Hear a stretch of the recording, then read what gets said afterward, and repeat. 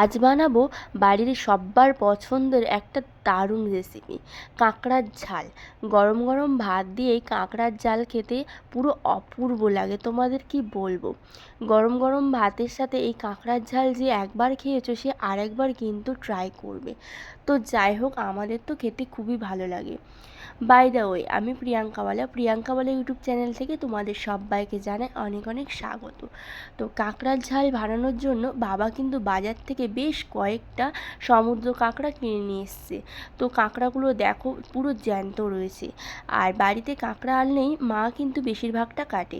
মা কাঁকড়া খুব সুন্দর করে কাটতে পারে।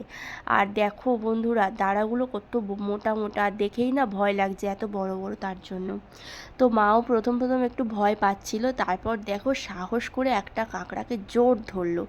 তারপর আর কি, তার দাঁড়াগুলো ভেঙে পরিষ্কার করে এবার কাঁকড়াটাকে কেটে নেবে। তো দেখো প্রথমে একটা কাঁকড়া ভাঙলো, তার মধ্যে একটু ঘিলু কম ছিল, তারপরেরটার মধ্যে দেখো কতটা পরিমাণ ঘিলু। তো প্রত্যেকটা কাঁকড়া মা সুন্দর করে বেছে কেটে নিয়েছে। আর তারপর আর কি প্লেটের মধ্যে দেখো আমি কাঁকড়াগুলো কত সুন্দর করে সাজিয়ে নিয়েছি। আর এতটা পরিমাণ ঘিলু ছিল যে বাটিতে মা এক্সট্রা করে তুলে রেখেছিল। তো প্রথম থেকে শেষ পর্যন্ত তোমরা দেখতে থাকো বন্ধুরা, কাঁকড়া ঝালটা আমি কিভাবে বানাই। তো প্লিজ প্রথম থেকে দেখো। এরপর আমি কড়াইতে বেশ খানিকটা সর্ষের তেল দিয়ে দিয়েছি। তেলটা খুব ভালো করে প্রথমে গরম করে নেব। তারপর দিয়ে দিলাম এখানে জিরে ফোড়ন। জিরে ফোড়নটা 2 থেকে 3 মিনিট একটুখানি লো আঁচে ফ্রাই করে নেওয়ার পর দিয়ে দেবো এখানে পেঁয়াজ। তো পেঁয়াজটাকে আমি সুন্দর করে গ্রেট করে নিয়েছি। এরকম গ্রেট করে দিলে না ঝালটা বেশি ভালো হয়, তো খুব সুন্দর গায়ে গায়ে মিশে যায়। তো পেঁয়াজটা যেহেতু গ্রেট করা, সেই জন্য কিন্তু বেশ খানিকক্ষণ ধরে পেঁয়াজটা একটুখানি তেলের মধ্যে নাড়াচাড়া করে নেব, প্রায় 3-4 মিনিট। দেখো কত সুন্দর লালচে লালচে কালার চলে আসবে এরপর। তো পেঁয়াজটা সুন্দর করে ভাজা হয়ে গেলে এরপর আমি পরিমাণ মতো যে মশলা সেগুলো অ্যাড করব। তো তার আগে বেশ খানিকক্ষণ ধরে পেঁয়াজটাকে আমি ভেজে নিলাম। তারপর আমি এখানে দিলাম আদা বাটা 1 চামচ, 1 চামচ মতো দিলাম রসুন বাটা, দিয়ে ভালো করে আবার মশলাটাকে কষিয়ে নেব, যাতে আদা রসুনের কোনো কাঁচা গন্ধ না থাকে। তো গ্যাসের ফ্লেমটা একটুখানি মিডিয়াম রেখে মশলাটাকে সুন্দর করে কষিয়ে নিচ্ছিলাম। তারপর আর কি পরিমাণ মতো দিয়ে দিলাম হলুদ গুঁড়ো, লঙ্কার গুঁড়ো আর জিরের গুঁড়ো। লঙ্কাটা ছিল কাশ্মীরি লঙ্কার গুঁড়ো। তো যতটুকু আমি মশলা দিয়েছি তোমরা তোমাদের পরিমাণ অনুযায়ী এখানে মশলাটা দিয়ে দিও। তারপর আমি প্লেটের মধ্যে যে কাঁকড়াগুলো কেটে রেখেছিলাম পরিষ্কার করে, তো সেগুলোই দিয়ে দিলাম।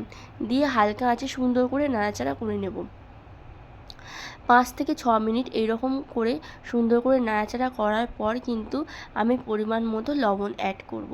তো বন্ধুরা, তোমরা কারা কারা কাঁকড়ার ঝাল এরকম খেতে পছন্দ করো অবশ্যই কিন্তু জানিও। তারপর বাটির মধ্যে যে এক্সট্রা ঘিটা তুলে রেখেছিলাম সেটা কিন্তু আমি এখানে দিয়ে দিয়েছি। এটা দিলে কিন্তু খুবই টেস্টি হবে। তারপর আমি দেব পরিমাণ মতো একটুখানি লবণ। দেখো এখানে প্রথমে আমি 1 চামচ পরিমাণ দিয়েছি লবণ, যদি আরও দরকার হয় তো পরে আরও একটুখানি অ্যাড করব। তো গরম গরম ভাতের সাথে এরকম কাঁকড়ার ঝাল আমার মতো কি তোমরাও পছন্দ করো? যদি পছন্দ করে থাকো অবশ্যই কমেন্ট সেকশানে কমেন্ট করে জানিও। তারপর আমি একটুখানি জল দিলাম, এখানে 2 কাপ পরিমাণ জল দেওয়া রয়েছে। তো দিয়ে খুন্তি দিয়ে একটুখানি নাড়াচাড়া করে নেব। তারপর আর কি ভালো করে ফুটিয়ে নামিয়ে নেব। তো ফুটে গেলে আরও একবার আমি নাড়াচাড়া করে নিলাম। তো গরম গরম এই কাঁকড়ার ঝালটা যখন হচ্ছিল এত সুন্দর মানে ফ্লেভারটা বেরোচ্ছিল, তোমাদের কি বলবো, খুব সুন্দর ছিল।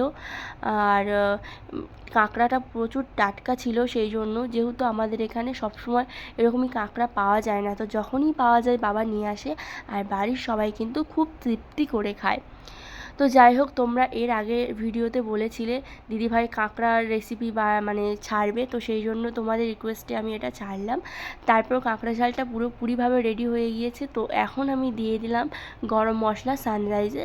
তো দেখো কাঁকড়া ঝালটা কেমন হয়েছে। তারপর আর কি প্লেটের মধ্যে গরম গরম কাঁকড়ার ঝাল আমি সার্ভ করব।